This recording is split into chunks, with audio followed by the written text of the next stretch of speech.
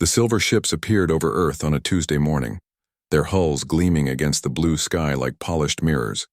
Captain Jinwoo Park stood on the observation deck of Luna Station, watching the alien vessels with a mixture of excitement and dread. After decades of wondering if humanity was alone in the universe, they finally had their answer. The first transmission came 3 hours later, translated through technology that made human computers look like children's toys. The voice was calm, almost bored, speaking in perfect English with no trace of emotion. Greetings to the species known as humanity. I am Ambassador Veltan of the Altarian Council, representing the Galactic Confederation. Your species has achieved faster-than-light travel, and thus qualifies for preliminary contact protocols. Please prepare a representative for formal negotiations. Jinwoo felt his heart race. This was it, humanity's introduction to the galaxy. He imagined vast trade networks, shared knowledge, and exploration beyond their wildest dreams. Earth's governments had spent years preparing for this moment, creating protocols and selecting ambassadors. They were ready to take their place among the stars. The meeting took place aboard the alien flagship, a vessel so large it could have housed a small city. Jinwoo led a delegation of Earth's best diplomats, scientists, and military officers. They walked through corridors that seemed to stretch forever, past rooms filled with technology that defied understanding. The ship felt sterile, clinical, like a hospital that had never seen a patient. Ambassador Veltan looked almost human, if humans were 9 feet tall with pale blue skin and eyes like black glass. He sat behind a curved desk in a room that could have held 1,000 people, examining a holographic display that showed information about Earth and its inhabitants. Category 7 species, Veltan said without looking up. Technologically advanced enough for limited interaction, but still primitive in psychological development. Emotional volatility remains high. Tendency toward irrational behavior based on abstract concepts. Abstract concepts? Asked Dr. Minseo Kim, Earth's lead xenobiologist. What do you mean? Veltan finally looked at them, his expression unreadable. Justice, compassion, loyalty to non-family members. These are inefficient traits that most species abandon as they mature. Your psychological profiles suggest you still suffer from these limitations. The room fell silent. Jinwoo felt something cold settle in his stomach. Suffer from compassion? Indeed. The galaxy operates on rational principles. Resources are allocated based on productive capacity. Relationships are maintained based on mutual benefit. Emotional attachments to non-productive entities are considered signs of developmental delay. Veltan activated another holographic display, showing a map of local space. 3 star systems glowed green near Earth's position. You are hereby granted rights to these territories. Trade agreements will be limited to non-strategic materials. We recommend focusing on internal development rather than exploration. 3 systems? Captain Hyejin Lee of the Earth Defense Force couldn't hide her shock. For all of humanity? More than adequate for a Category 7 species. Most civilizations at your development level are content with such arrangements. Veltan's tone suggested the meeting was nearly over. You will find that galactic society rewards those who learn to think rationally rather than emotionally. Jinwoo studied the star map. The 3 systems were tiny dots in an ocean of space, surrounded by vast territories, marked in different colors. What about exploration, scientific cooperation, cultural exchange? Premature. Your species shows concerning attachment to individuals outside your genetic lineage. You expend resources on non-productive members of your society. You make decisions based on emotional rather than logical factors. These traits must be corrected before full integration is possible. Dr. Minseo leaned forward. You're talking about empathy, about caring for others. These aren't weaknesses, they're what make us human. Precisely the problem, Veltan replied. Advanced species learn to suppress such impulses. The Confederation has observed this pattern for millennia. Emotional species either destroy themselves through irrational conflicts or gradually evolve beyond their primitive instincts. There is no third option. The ambassador stood, signaling the end of the meeting. Your species will be monitored for signs of progress. Trade vessels will be permitted within your designated territories. Further contact will depend on your ability to demonstrate rational development. As they walked back through the sterile corridors, Jinwoo felt a growing anger. The galaxy was vast and full of wonders, but it was also cold and calculated. Every species they had encountered had apparently learned to stop caring about others, to base every decision on profit and efficiency. "They want us to become like them," whispered Captain Hyojin. "Emotionless, rational, cold. They think caring about others is a disease," Dr. Minseo added, "something to be cured." Jinwoo stopped walking and looked back toward the conference room. The aliens had given humanity a choice: learn to stop caring, or remain forever children in their eyes. It was a choice that would define not just humanity's future, but their very soul. The galaxy had no idea what they had just awakened. They had met a species that would rather die than stop caring about others. They had encountered something they couldn't understand or control, a people who became more dangerous when protecting the innocent, not less. The Confederation's files would soon need updating. Humanity was about to prove that some species don't evolve beyond compassion. Some species evolve because of it. 3 years had passed since the aliens told humanity to stay quiet and mind their own business. Captain Hana Lee had spent those years flying trade routes between the 3 systems Earth was allowed to visit. It was boring work, but it paid well enough to keep her ship running and her crew fed. The Busan trader was hauling medical supplies to the mining colony on Kepler 442b when they picked up the distress signal. It was weak, barely stronger than background noise coming from somewhere beyond the restricted zones that humans were forbidden to enter. "Captain," called out Navigator Taejin from his station, "you need to hear this." The signal was broken, filled with static, but the words that came through made Hana's blood run cold. Children missing. Worlds burning.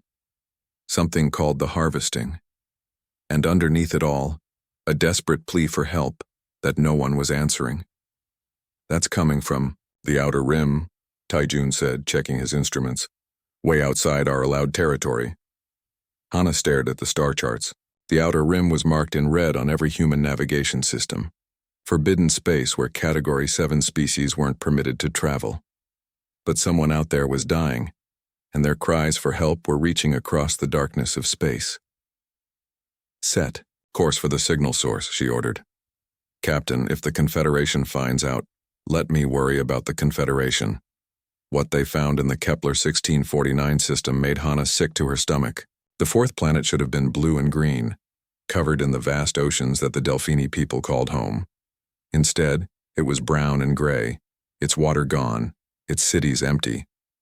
Floating in orbit were dozens of small ships, barely holding together, filled with survivors who looked like dolphins that had learned to walk upright.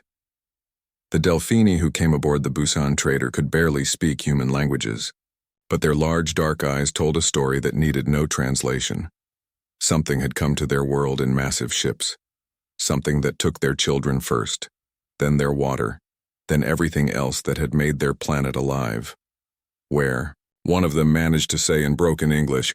"Where are the protector ships the Confederation promised protection?" Hana didn't know how to answer. She loaded as many survivors as her ship could carry and headed back to human space, her heart heavy with questions that she was afraid to ask. The debriefing at Luna Station was worse than she had expected. Admiral Kyung-soo listened to her report, with a stone face, occasionally glancing at the Delphini survivors who huddled together in the corner of the briefing room. "The Confederation has been informed of your unauthorized expedition," the Admiral said when Hana finished. They were not pleased. "What about the survivors? What about the other worlds that are calling for help?"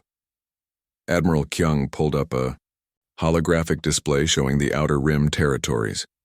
17 star systems were marked with blinking red dots.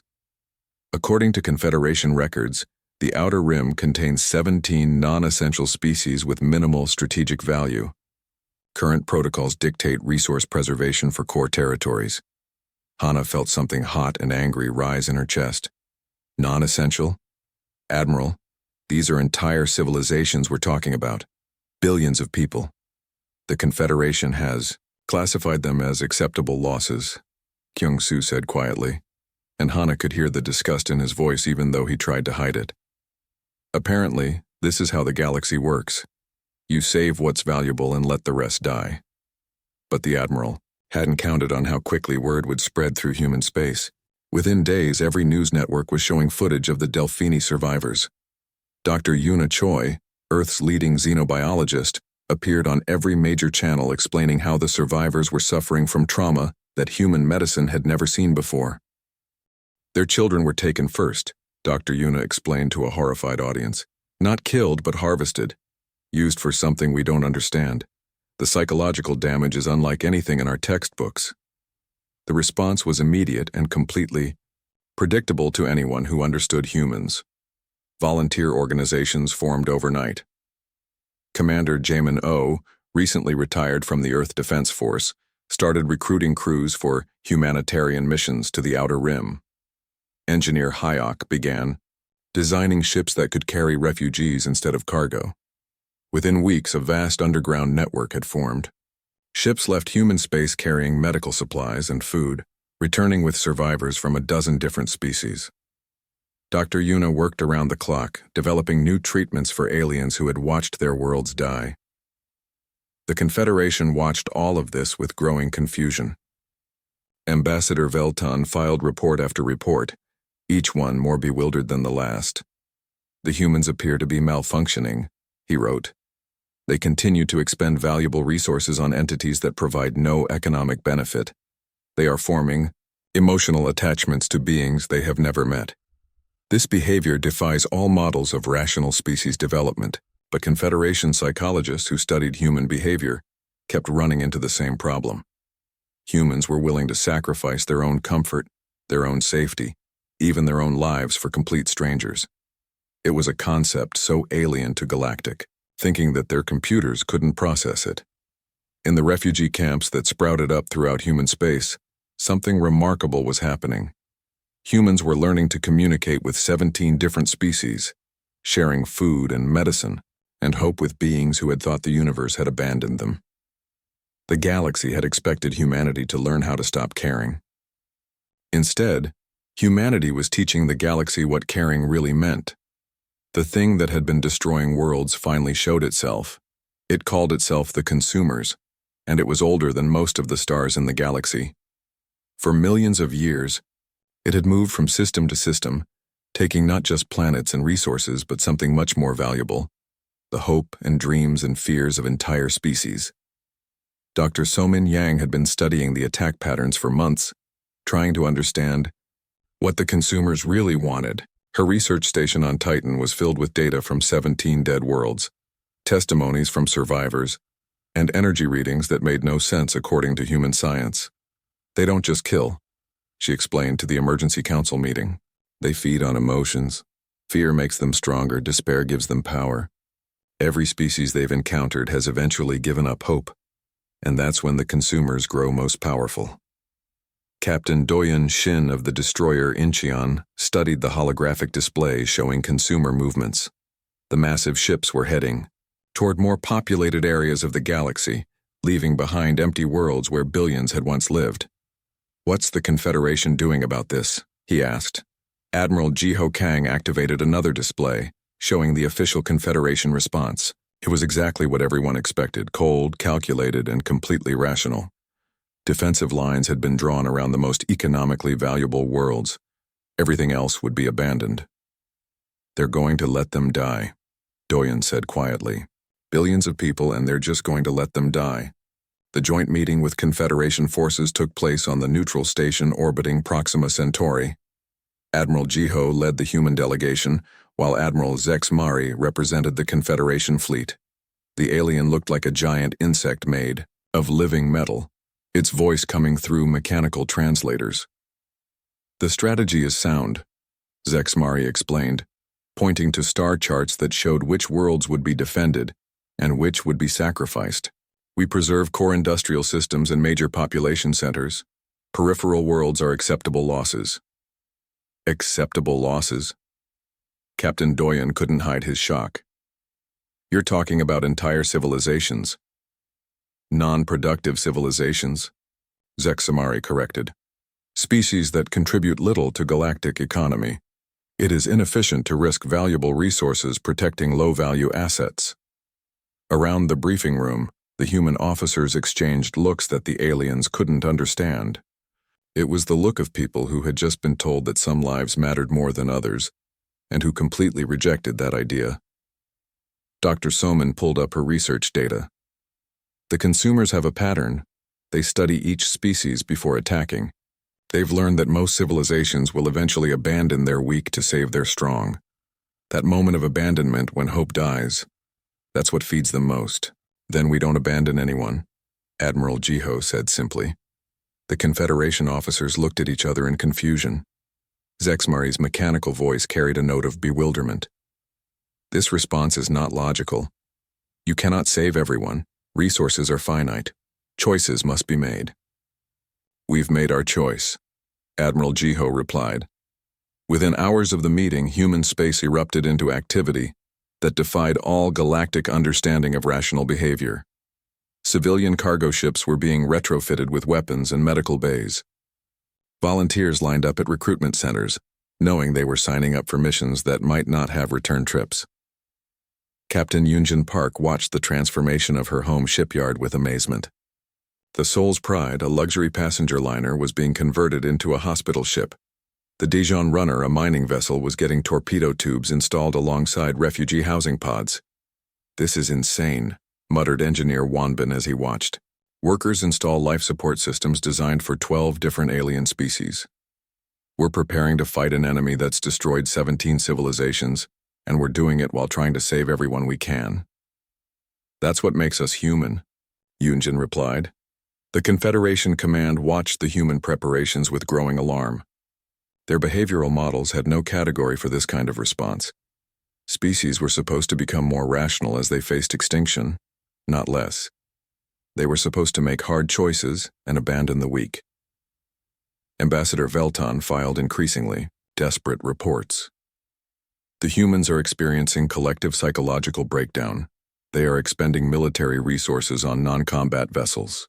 They are prioritizing rescue over victory. This behavior suggests species-wide mental instability. But human psychologists who studied their own species saw something different. Dr. Minho Lee, working with refugee populations, noticed that humans became more determined when they were fighting for others rather than themselves. We're not breaking down, he reported to military command. We're doing what we've always done. We fight hardest when we're protecting someone else. The truth was spreading through human space like wildfire. Humans had discovered something that the galaxy had forgotten existed: the willingness to risk everything, not for profit or survival, but for principle. They were preparing for war not because they had to, but because they chose to. In refugee camps across human territory, something remarkable was happening. Survivors from 17 different species watched as humans prepared to fight for them. The Delphini children who had lost their families found new families among human volunteers. The crystalline Vexani, who communicated through light patterns, learned to trust the strange mammals who kept bringing them food and medicine. Why? Asked Kethvan, an elderly Delphini who had survived the destruction of his homeworld. Why? Do you risk so much for strangers? Captain Hana Lee, now commanding a rescue fleet, smiled as she watched human engineers install alien-compatible life support systems in every ship they could find. Because that's what makes the universe worth saving, she said. The galaxy was about to learn what happened when compassion became determination, when caring became warfare, when humans decided that some things were worth dying for. The consumer. Fleet moved like a dark tide across the galaxy, their massive ships blotting out stars as they advanced toward the populated core worlds. Each vessel was the size of a small moon, covered in harvesting equipment that could drain the life and hope from entire planets in a matter of days. Admiral Sora Kim stood on the bridge of the battleship Busan, watching the tactical display with grim determination. The Confederation fleet had taken up defensive positions around their most valuable worlds, creating a protective barrier that would save perhaps a dozen systems while sacrificing hundreds of others. Confederation Command is ordering all Allied forces to fall back to the Perseus defense line, reported Communications Officer Jongan. We're supposed to help defend the industrial worlds. Sora studied the star chart, seeing the glowing dots that represented millions of lives the Confederation had written off as acceptable losses. Somewhere out there, in systems marked for abandonment, families were huddling together as the consumer ships approached. Children were crying for help that would never come. "Send a message to all human vessels," she ordered. "We're not falling back. We're going forward." The response from the Confederation was immediate and predictable. Admiral Zexmari's mechanical voice crackled over the communication system, filled with something that might have been panic if the alien had been capable of such emotion. "This is strategically unsound," Zexmari transmitted. "You are abandoning defensible positions to attack superior forces. This action serves no logical purpose." "We're not abandoning anything," Sora replied calmly. "We're going to get our people back." What followed was unlike anything the galaxy had ever seen. Instead of retreating to strong defensive positions, the human fleet scattered across dozens of systems, each ship or small group heading toward different consumer targets. They weren't following any military doctrine that made sense to Galactic. Observers Captain Woojin Lee commanded the corvette Jeju, the smallest ship in the human fleet. His orders were simple: find survivors and bring them home. When his sensors detected a consumer harvesting platform in the Kepler 1638 system, he didn't call for backup or wait for reinforcements. He simply attacked. The platform was massive, its biomechanical tentacles wrapped around a small space station where Delphini children were being held in harvesting chambers. The consumers had learned that young minds produced the purest fear, the sweetest despair. "This is Captain Lee of the Earth vessel Jeju." He broadcasted on all frequencies as his ship's weapons tore into the consumer platform. "No one takes kids on our watch." The consumer intelligence running the platform had processed the psychological profiles of thousands of species. It knew that rational beings would calculate the odds, recognize the hopelessness of the situation, and either flee or surrender. It had never encountered a species that became more dangerous when protecting others. Woojin's ship was outgunned and outnumbered, but he didn't care. He rammed the Jeju directly into the platform's central structure, creating an opening for his boarding teams to reach the captive children. By the time Confederation rescue ships arrived, the platform was destroyed and 37 Delphini children were safe aboard human vessels. Similar scenes played out across the galaxy. Captain Minji, O of the destroyer Daegu, discovered a consumer ship harvesting the crystalline Vexani homeworld. Instead of attacking the main vessel, she targeted the harvesting equipment, prioritizing the rescue of survivors over military objectives. The Gwangju, commanded by Captain Yejin Nam, had retrofitted its weapon bays into medical facilities. When they found a consumer feeding station with survivors from 3 different species, Yejin's crew fought room by room to reach the captives, carrying out beings who had given up all hope of rescue. The Confederation command watched these battles with growing amazement and horror. The humans were fighting a war unlike anything in galactic history. They prioritized rescue over victory, protection over conquest, saving lives over strategic advantage. "They're not trying to win," observed Confederation tactical analyst Mordak during a strategy briefing. "They're trying to save everyone." "That is not a viable military strategy," Admiral Zexmari replied, but something in the mechanical voice suggested uncertainty.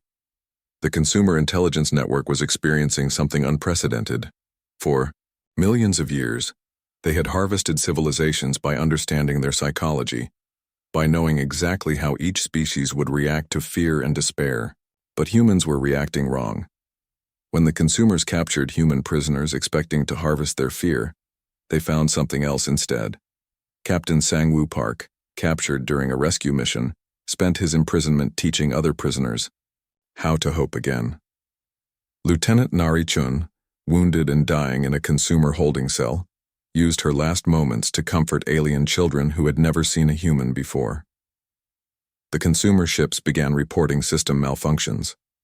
Their harvesting equipment, designed to process fear and despair, couldn't handle the emotional energy coming from humans. When humans felt fear, they transformed it into determination. When they felt despair, they turned it into rage on behalf of others. Dr. Somin Yang, monitoring the battles from her research station, began to understand what was happening. The consumers feed on negative emotions, she reported to Admiral Sora. But humans don't stay negative. We get angry, and we channel that anger into action. As the consumer fleet pushed deeper into inhabited space, they found themselves facing an enemy they couldn't understand or predict. Humans who became more dangerous when protecting others. Warriors who fought hardest when their own survival wasn't at stake. The galaxy was about to witness something that had been extinct for millions of years. A species that chose to fight. For strangers, not because it was logical, but because it was right.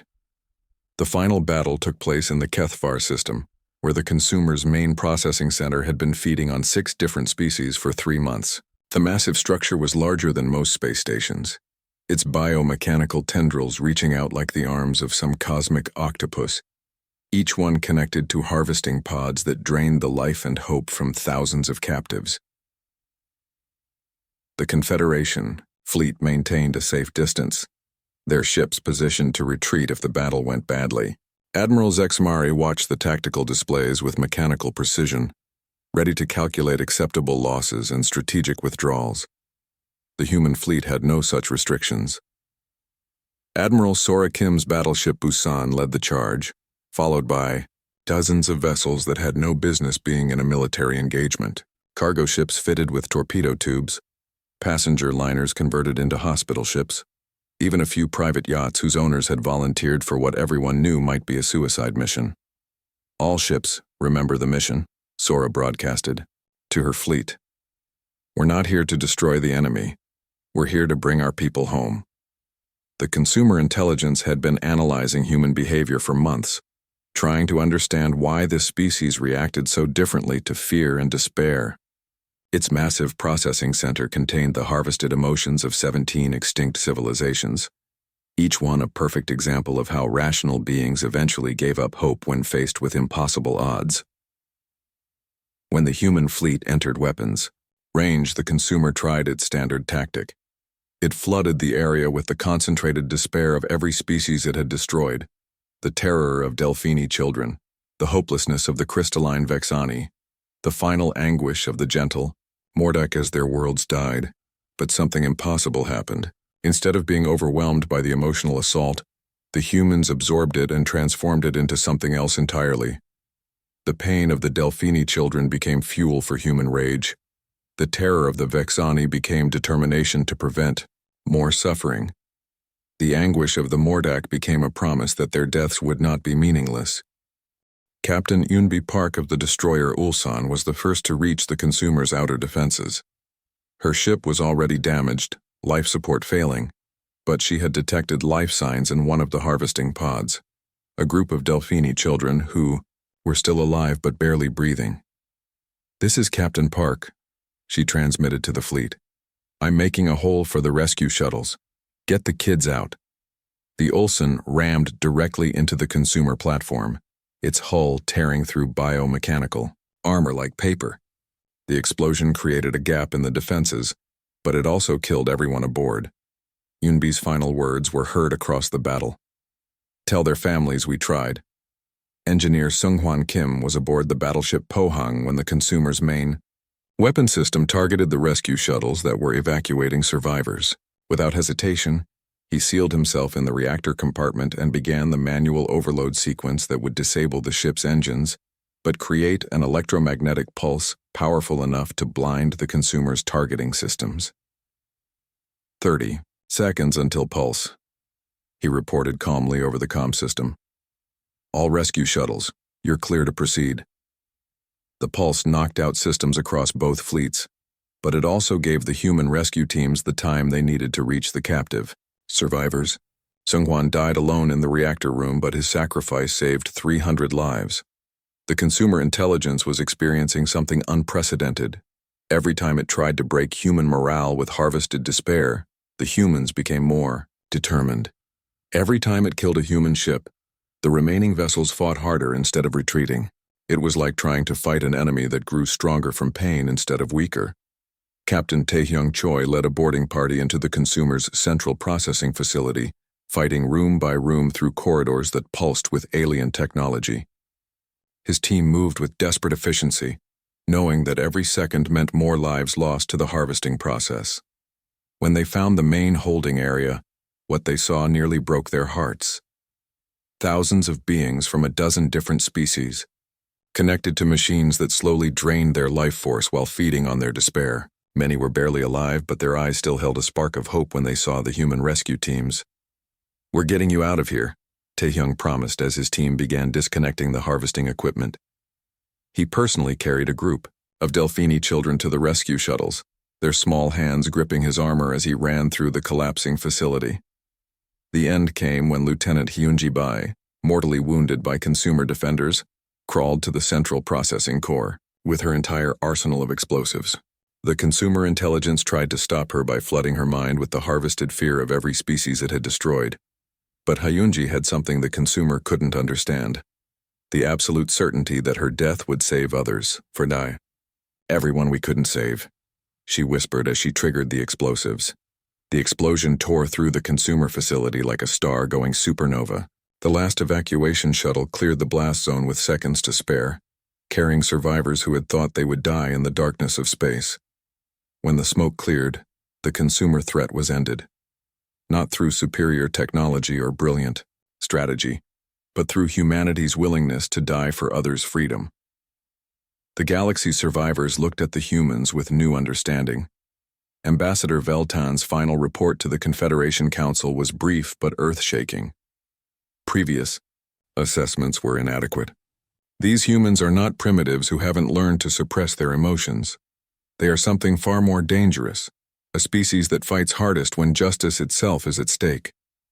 The galaxy had learned what war meant to humans. It wasn't about conquest or resources. It was about making sure that no one died alone and forgotten in the darkness.